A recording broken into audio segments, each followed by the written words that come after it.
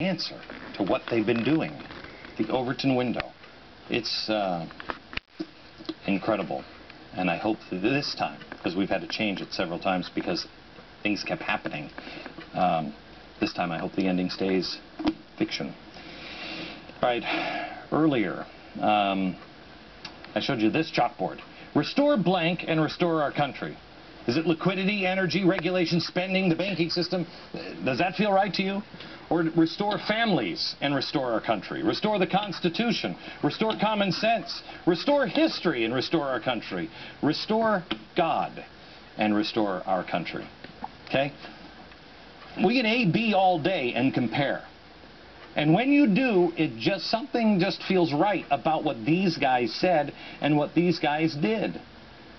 Adams, Jefferson, Washington, and Franklin. Let me pit them. Let's put them back right side by side. The founders to the transformers. First, here's Joe Biden. We're going to go bankrupt as a nation. Now, people say, when I say that, people look at me and say, what are you talking about, Joe? You're telling me we got to go spend money to keep from going bankrupt? The answer, yeah, that's what I'm telling you. Okay, let me start with Alexander Hamilton. Okay, here's a modern interpretation of what he was saying. Do we have it up on the screen here? If you allow government not to pay its debt, you overthrow all public morality and you unhinge all the principles that preserve the limits of a free constitution. I mean, have we not overthrown all public morality? Nobody cares anymore. Nobody cares. Tell me the people who are standing in line who are embarrassed to get the handout. Here's Christina Romer. She is the chair of Obama's Council of Economic Advisors. She said, quote, "It would be wrong to tighten fiscal policy immediately, as that would nip the nascent economic recovery in the bud."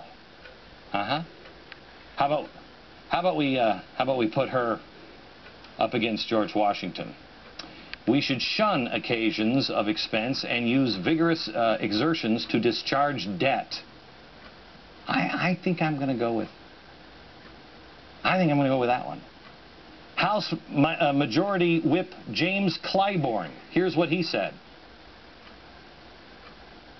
To save our way out of this recession, we've got to spend our way out of this recession, and I think most economists know that.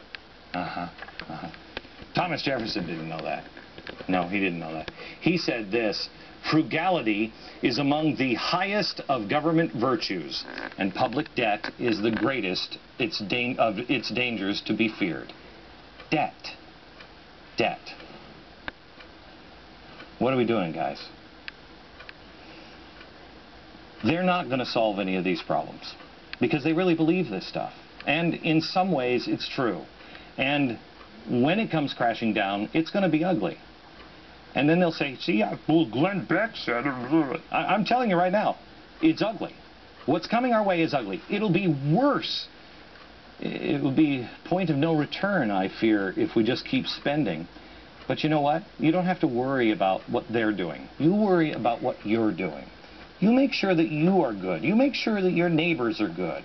You make sure you know what's true and what's not true. Don't put yourself in a position to be anybody's slave. Don't put yourself in a position to where you must have them. You must have the handout. Don't do it. I really, truly believe that the survival of our Constitution in the long run, the survival of our way of life in the long run, there ain't anybody that's going to be running to our aid. We are going to have to do it ourselves.